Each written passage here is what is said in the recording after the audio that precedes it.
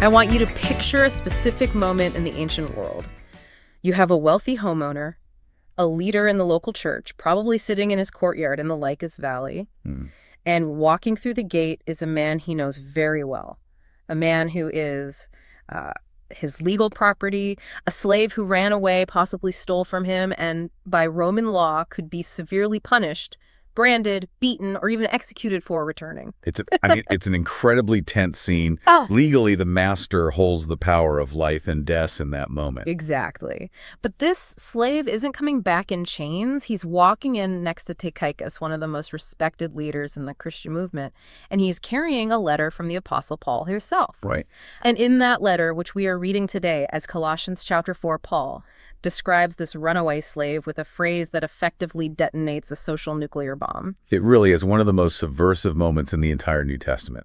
We're looking at Colossians chapter 4 today, and you've honed in on the absolute core of it, the impact of verse 9. Yeah. Paul refers to Onesimus, the runaway.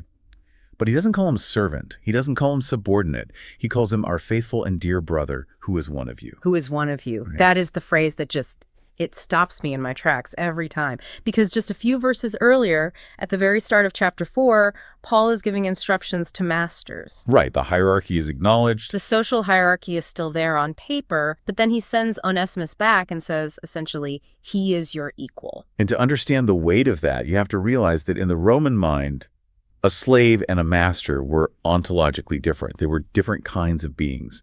Aristotle famously called a slave a living tool. A tool, not even a person, really. A tool with a voice. So for Paul to say Onesimus is faithful and beloved and one of you, I mean, he's putting him on the exact same spiritual level as Tychicus, the free man traveling with him. It's shattering. It is. It encapsulates the entire theme of Colossians, this new humanity where the distinctions of Greek and Jew, slave and free, are obliterated by Christ. It's a tension that I think we miss if we just read this as a list of names at the end of a letter. And that's what we are doing today. We are diving deep into Colossians chapter 4. Yep. We've got a stack of heavy-hitting commentaries here. F.F. Bruce from the NICNT series, James D.G. Dunn's NIGTC, and Douglas Moo's PNTC. And honestly, I used to think the end of these letters was just the boring part. Any PS section. Exactly. The roll call. Say hi to this guy. Say hi to that guy. Which is such a common misconception. But if you look closely, and our commentators really help with this chapter isn't just a list of farewells. It is the practical, on-the-ground application of all that cosmic theology we saw in chapter 1. Okay, unpack that. How so? Well, if chapter 1 is about Christ holding the entire universe together, The cosmic Christ. then chapter 4 is about what that looks like in a living room in the Lycus Valley. How does that cosmic reality change the way you treat your slave, the way you talk to your neighbor, the way you pray for your leaders? Yeah. So let's orient everyone. We are at the very end of the Epistle to the Colossians, chapter 4. How does this fit into the architecture of the book? Well, structurally, it's the conclusion. But it does a lot of heavy lifting in a short space. It starts by finishing up the household code. That's the instructions to families and slaves, which actually began back in chapter 3. So verse 1 of chapter 4 really belongs with chapter 3. A classic chapter break issue. A classic. Then it pivots. We move into what scholars call apostolic instructions, which are these commands on how to live and pray. And finally, we get the personal greetings, which Dunn in particular describes as this incredible window into the social network of the early church. It feels like a tonal shift, doesn't it?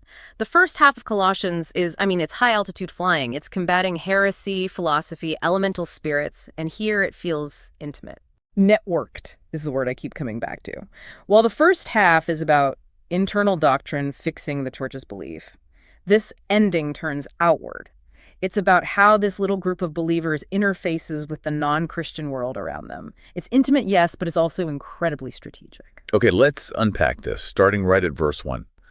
Masters, provide your slaves with what is right and fair, because you know that you also have a master in heaven. This is the verse that always causes a lot of debate and, frankly, a lot of discomfort for modern readers. Yeah. Is Paul endorsing slavery here? That is the inevitable and necessary interpretive question. And our sources give us a really nuanced spread of opinions on this. You have F.F. Bruce, for example, who takes a very historical, pragmatic view. Okay. He argues that Paul isn't trying to abolish the institution of slavery immediately through, political means. Because that would have been impossible, right? I mean, we're talking about the Roman Empire. The entire economy was built on it. The entire economy. Bruce points out that calling for immediate abolition would have likely caused a societal collapse, or worse, a bloody rebellion like the Spartacus Revolt, which ended in thousands upon thousands of crucifixions along the Appian Way. Not exactly a win. No, Paul doesn't see that as the way of the kingdom. So Bruce says Paul is Christianizing the structure. He uses the Greek word isotous, which is a powerful word. It means equality or fairness. He's injecting a radical new principle into an existing and deeply unjust structure. But isn't Christianizing slavery a bit of an oxymoron? I mean, how can you own another human being fairly? That feels like a contradiction in terms. That's the rub. And that's where someone like Douglas Moo pushes it a bit further theologically. Moo points out that Paul is doing something incredibly clever with the concept of authority here. He reminds the masters that they have a master in heaven, Kyrios. Which relativizes their power. It knocks them off the top of the pyramid. Completely. It turns the Roman master from an absolute lordic Kyrios with the power of life and death into a middle manager. That's the best analogy. They are accountable. They aren't the top of the food chain anymore. They have a boss. And their boss is the same boss as their slaves. Exactly. Moo argues that while Paul doesn't explicitly call for manumission, that is, legally freeing the slaves, this theological move destroys the ontological difference I mentioned earlier. If you and your slave share the same master in heaven, you are spiritual peers. The entire foundation of slavery as an institution begins to crumble under that weight. So he's not breaking the legal handcuffs, but he's dissolving the spiritual hierarchy that makes the handcuffs possible in the first place. He's planting a theological bomb with a very long fuse. And James Dunn adds an interesting point here regarding the lack of detail. He notes that this isn't a detailed industrial code. It's not a list of labor laws like you'd find in Deuteronomy or even in Roman civil law. Right. It's not, you shall give them this many days off or this much grain. No, it's a broad principle. Do what is right and fair. Which is incredibly subjective. It is. But Dunn argues that suggests Paul is more interested in the relational dynamic than the legalistic minutia. He's planting a seed, the seed of brotherhood, that will eventually make slavery impossible for a Christian conscience to sustain. But we have to admit, it's a slow-growing seed. It's the difference between a revolution that burns everything down overnight and a revolution that changes the soil so the old weeds can't grow anymore. That is a very apt analogy. The new humanity, Paul talks about in chapter 3, makes the old humanity practice of owning people logically inconsistent, eventually. Okay, moving on, we get to verses 2 through 4, this exhortation to prayer. Devote yourselves to prayer, being watchful and thankful. Now, watchful is an interesting word. Are we talking about staying awake physically? Like, don't doze off during the sermon? It's a great question, and this is where the Greek gets fascinating. The word is grogoreish, and both Moo and Dunn argue pretty forcefully that this is eschatological. Okay, let's define that term for the listener who might not have a theology degree handy. Sure. Eschatological simply means relating to the end times, or the ultimate destiny of humanity, the culmination of God's plan. When Paul says watch, he doesn't just mean don't fall asleep while praying, although F.F. Bruce notes there is an echo of Gethsemane there. Where Jesus tells the disciples to watch and pray. Exactly, and they failed miserably. They fell asleep. Right. But Moo and Dunn think Paul is talking about something bigger, a spiritual alertness for the parousia, the second coming of Christ. It's watching for the signs of the times. It's living with your eyes open to the fact that history is going somewhere. It's the attitude of a sentry on duty, scanning the horizon for the king's return. So it's not just say your prayers before bed, it's stay alert because the king is coming. The entire posture of your life should be one of prayerful expectation. Precisely. And in that context of alertness, Paul asks for a specific favor. He's in prison. He's in chains. So naturally, he asks them to pray for what? Well, if I'm in prison, I'm praying for a lawyer or a jailbreak or a sympathetic guard. Pray that these chains fall off. Pray that the governor has a change of heart. You would think. It's the most natural human response. Yeah. But he doesn't. He says, pray that God may open to us a door for the word. For the word, not for Paul. No. That is such a conviction check for me. Usually when I'm in trouble, I pray to get out of trouble. Paul prays that the trouble becomes a microphone. That's it. Moo really emphasizes this. In Paul's mind, the word, the logos, is the active agent. Paul is just the vessel. Paul can be chained. Paul can be under house arrest in Rome. But the word must run free. The word cannot be chained. He asks for an open door to proclaim the mystery of Christ. And we've talked about this mystery in previous deep dives on Colossians. It's not a whodunit mystery where the butler did it. No, not at all. In the New Testament, a mystery, mysterion, It's something that was hidden in the past but is now revealed by God. And specifically here, as Moo and Bruce both point out, the mystery is Christ indwelling the Gentiles. The idea that non-Jewish people are now full participants in God's family. That's the core of it. The fact that the God of Israel is saving the nations through Jesus without them having to become Jewish first. That is the message Paul is in chains for. The Jewish authorities didn't really mind him preaching a Jewish Messiah. They minded him saying that Messiah was for the Romans, the Greeks, the Colossians too. And Dunn highlights the us in verse 3. Pray for us. It's not just about him. Yes, Paul and Timothy. Dunn, with his eye for the social aspect, loves this. Evangelism for Paul is a team sport. It's not a solo act. He's in prison, but he views himself as part of a collective mission that requires the prayer support of people hundreds of miles away in Colossae, just to keep the message moving. It's a partnership. So we have this internal discipline of prayer, this eschatological watchfulness. But then in verses 5 and 6, the camera swings around to the outside world. It does. A major pivot. Walk in wisdom toward outsiders. Let your speech always be with grace, seasoned with salt. I love this phrase, seasoned with salt. But I feel like we've turned it into a cliche. What did salt actually mean to a first-century set of years? This is one of my favorite debates in the commentaries. We have a bit of a split here, and it's really illuminating. When we hear salt today, or even in a biblical context like salt of the earth from the Sermon on the Mount, we tend to think of preservation. Right, keeping meat from rotting. Or maybe purity. Or even judgment. Or making you thirsty for the gospel. I've heard that one. That one too. But Bruce and Dunn, looking at the wider Greco-Roman world, point out that in classical Greek and Latin literature, salt sales in Latin, particularly sales atici or Attic salt, had a very different primary connotation. Which was? It meant wit, it meant charm, it meant clever, sparkling, engaging conversation. Wait, really? So Paul is telling them to be witty. That feels very un-Puritan. Essentially, yes. Dunn is very strong on this point. He argues that Paul is contrasting Christian speech with speech that is insipid or boring or tasteless. The idea is that a Christian shouldn't be the dullest person at the dinner party. Their conversation should have a sparkle to it. It should be interesting, engaging, and make people want to listen. That is wildly different from how I usually hear this preached, which is often about moral purity or speaking the hard truth in a very blunt way. Well, Douglas Moo, true to form, is a bit more cautious. He brings in the rabbinic view, where salt is sometimes a metaphor for wisdom or the Torah. He warns against turning this into just, being a stand-up comedian for Jesus. Right. It's not about being clever for cleverness' sake. No. But even Moo admits that the Greco-Roman context of answering people, that dynamic of dialogue in the text, supports the idea of speech that is winsome and palatable. Winsome. That's a good word. It means attractive, appealing. Exactly. Think about the context. Paul is telling them how to talk to outsiders. If your speech is boring, or if it's aggressive and bitter, you lose the audience before you've even started. Dunn argues this implies lively, engaging dinner table conversation.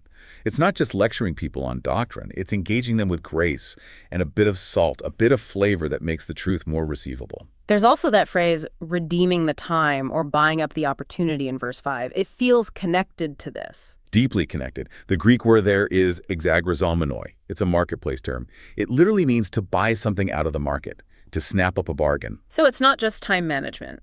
Not at all. It implies urgency. Moo and Dunn connect this right back to that eschatological awareness we talked about earlier. The time is short.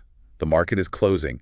You need to seize the kairos, the opportune moment, to engage with that non-believer, not just because it's nice, but because the opportunity is fleeting and divinely appointed. So the theological significance here is huge. Apologetics, defending the faith, isn't just about the content of what you say, the propositional truth. It's about the delivery, the packaging, the relational context. Yes, that you may know how to answer everyone. Notice the everyone there. Yeah. It implies an individualized response. You don't give a canned speech or a prepackaged gospel presentation. You have a conversation. You listen. You use wit and grace to tailor your answer to the person in front of you.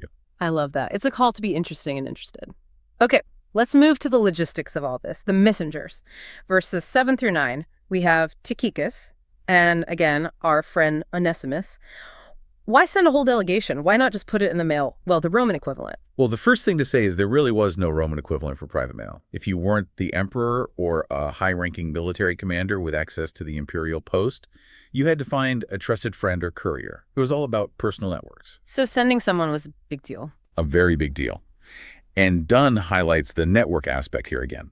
Paul cannot visit Colossae. He's stuck, probably under house arrest in Rome. So Tychicus becomes his voice and his presence. Tychicus is Paul's personal representative. Tychicus is like the avatar of Paul. In a way, yes. Moo notes the titles. Paul piles on to Tychicus. Beloved brother, faithful minister, fellow servant. He is validating Tychicus's authority to the hilt, so that when Tychicus arrives and speaks, the church listens as if it were Paul himself speaking. It's an authorized delegation. Precisely. And F.F. Bruce connects this to Ephesians 6.21, which has almost identical wording about Tychicus. This suggests Tychicus is carrying a heavy mailbag on this trip. He's the first century FedEx guy. He is. And he's carrying what are probably three of the most important documents of his career. The letter to the Ephesians, a circular letter for the region, the letter to the Colossians, and the intensely personal, delicate letter to Philemon. And walking right beside him is Onesimus. We're back to the hook. We are. And this is where the rubber meets the road. Imagine the scene again. Tychicus is the official apostolic delegate. He has the authority, the commendation, the letters, and he walks in with the runaway slave. By grouping them together, by calling Onesimus faithful and beloved, Paul is putting his entire apostolic weight on the scale. He's making it socially impossible for Philemon to punish Onesimus without directly insulting Paul and his chosen representative, Tychicus. Exactly. It is a masterful piece of pastoral strategy. Paul is ensuring Onesimus' safety through a combination of social pressure and theological rebranding. He is no longer Philemon's runaway property. He is our brother, a member of the apostolic team. It's brilliant. It's manipulative in the best possible way. It's a pastoral statecraft. It's using authority and relationships to bring about reconciliation and protect the vulnerable. Now we get to the roll call, verses 10 through 14. This is the part people usually skim. But as you said, there's so much drama hidden in these names. Right. Paul divides them into two groups, doesn't he? He does, and it's a very significant division. First, he lists his Jewish Christian co-workers, those of the circumcision, and then he lists his Gentile Christian co-workers. Okay, let's start with the Jewish team. Dunn points out something quite sad here. The Jewish team is very small. Aristarchus, Mark, and a man named Jesus who is called Justus. And Paul says of them, "These are the only Jewish co-workers for the kingdom of God who have been a comfort to me." Only. That word lands with a thud. It hints at the tension we see elsewhere in the New Testament, right? The friction between Paul and the synagogue, or even the more legalistic Jewish Christians in Jerusalem. Yes. By this point in Paul's ministry, which is fairly late, the split is widening. Many Jewish believers were suspicious of Paul's Gentile mission. They thought he was watering down the law, abandoning his heritage. So these three men, Aristarchus, Mark, Justus, are the ones who stuck with him through thick and thin. They are his loyal remnant. And that word comfort is so poignant. The Greek word is paragoria, which is actually a medical term. It means a relief, a soothing medicine.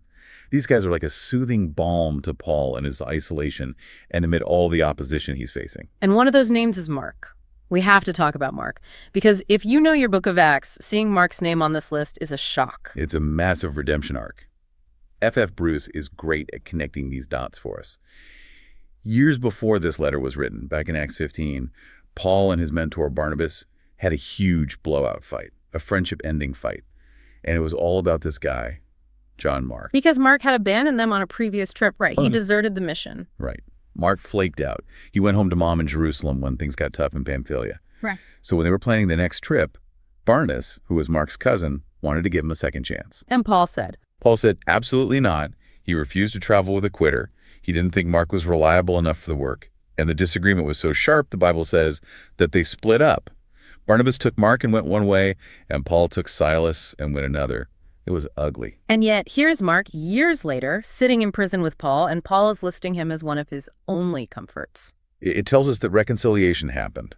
Somewhere along the line, Paul, the guy who was so hard-headed he split with his best friend over this, softened. And Mark, the guy who quit, eventually toughened up and proved himself. Paul even says here, if he comes to you, welcome him. He is vouching for the very guy he once rejected. That's a beautiful little subplot tucked into a greeting list. It gives hope for broken relationships in the church, doesn't it?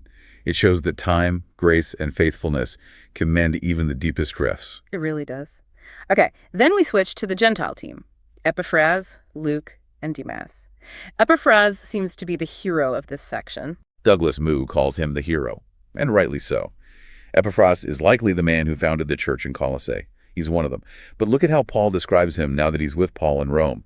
He says Epaphras is always wrestling in prayer for them. Wrestling! That's such an intense physical word. It is. The Greek is agonizomai. That's where we get our English word agonize. It's an athletic term used for gymnasts or gladiators fighting in the arena. It implies strenuous effort, a struggle. So this isn't just a quiet, now I lay me down to sleep kind of prayer. Not at all.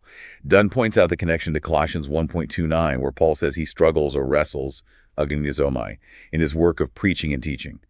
Here, Epaphras is working just as hard, but his arena is prayer. He is laboring for them on his knees. I think that challenges our view of prayer so much. We often think of prayer as passive. I'll just whisper a request.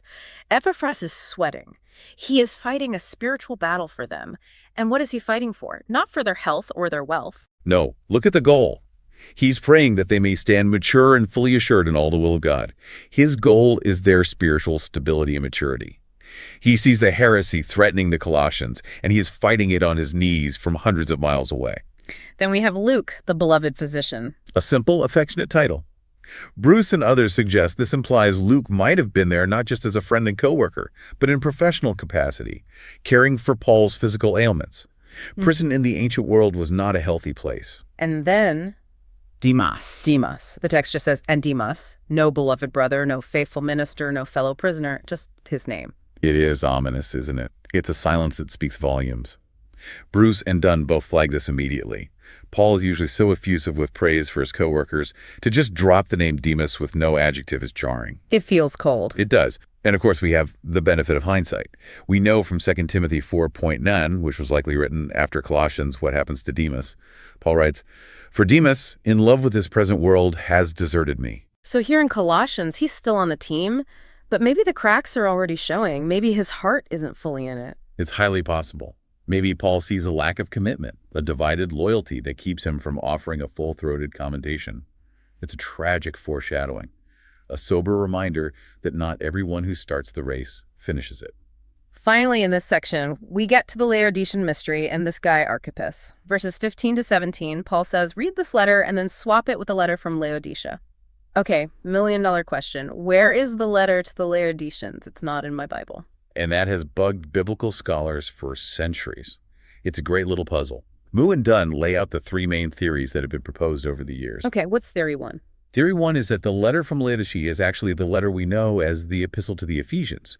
The idea is that Tychicus was carrying a circular letter intended for multiple churches in the region, and it just got associated with Ephesus because it was the most prominent church. So the Colossians would get a copy, the Laodiceans would get a copy, and so on. Exactly. That makes a lot of sense, especially given the general, non-specific nature of Ephesians compared to a letter like Corinthians. Okay, plausible.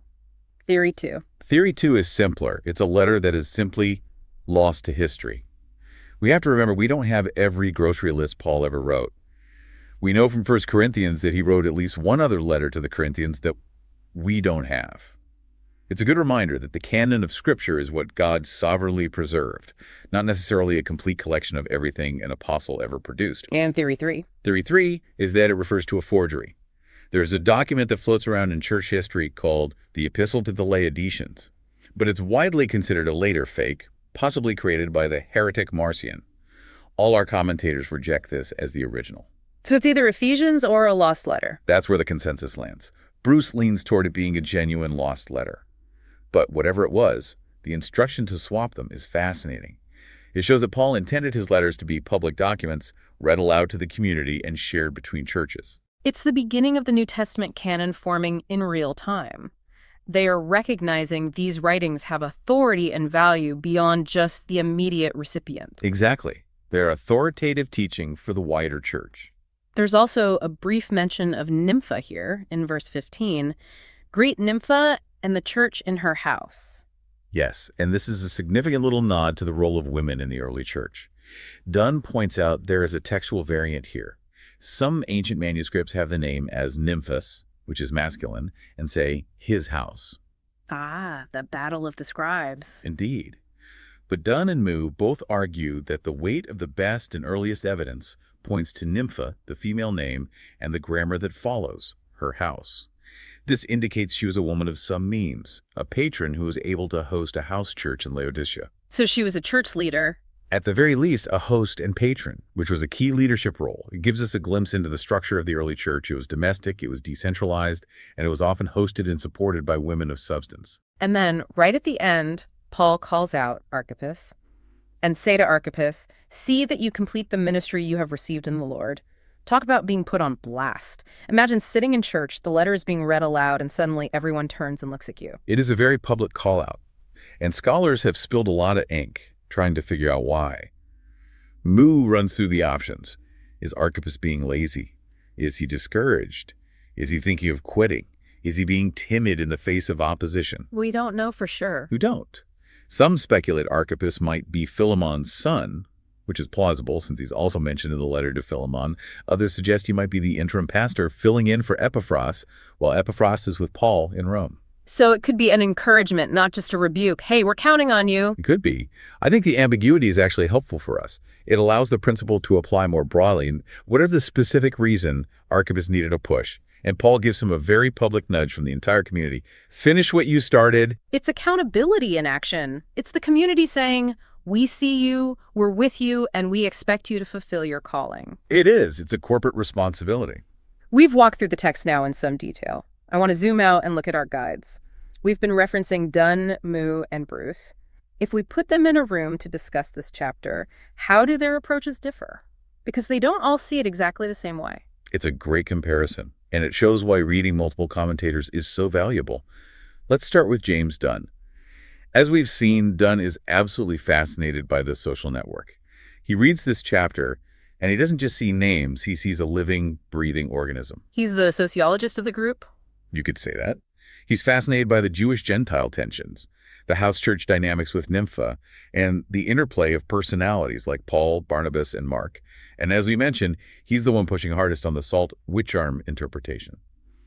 He wants a Christianity that is socially engaging and vibrant, not stuffy or dull. Okay, what about Douglas Moo? How does he stand out? Moo is the voice of theological precision. He is so careful with the text. When Paul talks about the mystery, Moo makes sure we understand it's not just secret knowledge, it's the person of Christ himself indwelling the Gentiles. He sees the prayer commands as deeply eschatological. Everything is framed by the end times. And he's more cautious on the salt thing. He is. He doesn't want it to devolve into just being clever. For Moo, the focus is on winsome speech for the sake of the gospel. The theology always drives the application. He's always asking, what does this tell us about God and his plan? And finally, F.F. Bruce. Bruce is the quintessential historian. He's the one who is constantly connecting the dots between Acts, Philemon, and Colossians. He's brilliant at harmonizing the timeline of Mark's desertion and his later restoration. He gives you the texture of the first-century Roman world. His view of the slavery passage is a good example, seeing Paul as a realist, Christianizing the status quo rather than a modern revolutionary trying to blow it up. He grounds the text in its historical reality. So Dunn gives us the social vibe, Moo gives us the theological depth, and Bruce gives us the historical backbone. That's a very fair summary. You read them together and you get this rich three-dimensional picture of the text. So after all that, what does this all mean? If we had to boil chapter 4 down to one big idea, a single controlling thought, what is it? I think it's this: true spiritual maturity. The kind that understands the cosmic Christ of chapter 1 doesn't lead to isolation or mystical withdrawal. It compels us outward. Outward in what way? In two specific ways we see in this chapter.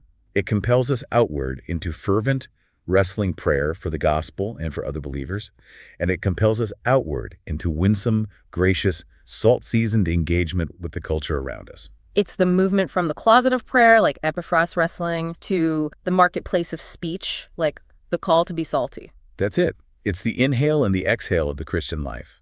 Inhale deep communion with God through prayer, and exhale winsome witness to the world. You can't have one without the other. Exactly. If you only pray but never speak to outsiders, you're a monk, isolated from the world. If you only speak but never pray, you're just a salesman with no spiritual power. Paul wants us to be spirit-empowered witnesses. Which brings us right to the application. How does this land on us today? I want to go back to that idea of a SALT audit. Yes. I think this is such a challenging, practical question for a modern listener. If we could put a recorder on you for a week and listen to all your conversations with non-Christians, would the word salty come to mind? It's a haunting question, isn't it? Are we interesting? Are we gracious? Are our conversations flavored with something that makes people curious? Or are we insipid, just speaking bland Christianese that means nothing to an outsider? Or worse, are we bitter? Always arguing, always on the defensive, always picking a fight. Right. Paul calls us to be the kind of people others want to talk to. We hold the mystery of Christ. That is the most fascinating, life-altering truth in the universe. If we manage to make that boring, that's on us, not on the message. And the other side of that application coin is the labor of prayer. Epiphras wrestled. Most of us, myself included, treat prayer more like a grocery list or a memo. Lord, here are my requests for the day. Keep me safe, help me pay the bills, bless my food. It's transactional. Very. But Epiphras prayed for their maturity and their assurance. He viewed prayer as a physical and mental exertion for the sake of others' spiritual growth. That is a level of intercession, a kind of spiritual labor that most of us haven't really unlocked yet. So the challenge is twofold. Pray harder and talk better. Simple, but profound. Yeah. And it takes a lifetime to master. We're almost out of time, but we have to mention the very last verse. Verse 18, the autograph. The final provocation. Yeah. The signature. Paul, as was his custom, grabs the pen from his scribe, his amanuensis, to write the last few words himself. He writes, I, Paul, write this greeting in my own hand, and then he adds 3 words. Remember my chains? It just stops you cold. He has just spent 4 chapters writing about the supremacy of Christ, the joy of the gospel, the cosmic victory over all powers and principalities, and he signs it with a handcuffed hand. It's a gut punch of reality. It is. It reminds us that this theology wasn't written in an ivory tower or a comfortable study. It was written in a dungeon, or at least under house arrest. It was written by a man who was suffering for the very mystery he was proclaiming. And yet, his focus wasn't on his own release. It wasn't pray for my appeal to Caesar. He was on their maturity, their witness, and the spread of the word. So the question for us, the listener, to walk away with is this. If we were in chains today for our faith, would we have the largesse of spirit, the spiritual capacity, to care about whether Archippus finished his ministry, or whether the Colossians were being nice to outsiders? It shows a heart completely decentralized from itself and centered on Christ and his church. Grace be with you. That's how he ends. And that grace is the fuel for everything he's just written. Grace be with you. A perfect ending. That wraps up our deep dive into Colossians. We've climbed the heights of Christology and walked through the living rooms of the Lycus Valley. It's been quite a journey through this short letter. It has. Next time, we're going to leave the Lycus Valley and head into a brand new book. But until then, keep wrestling in prayer and keep your speech seasoned with salt. Thanks for listening.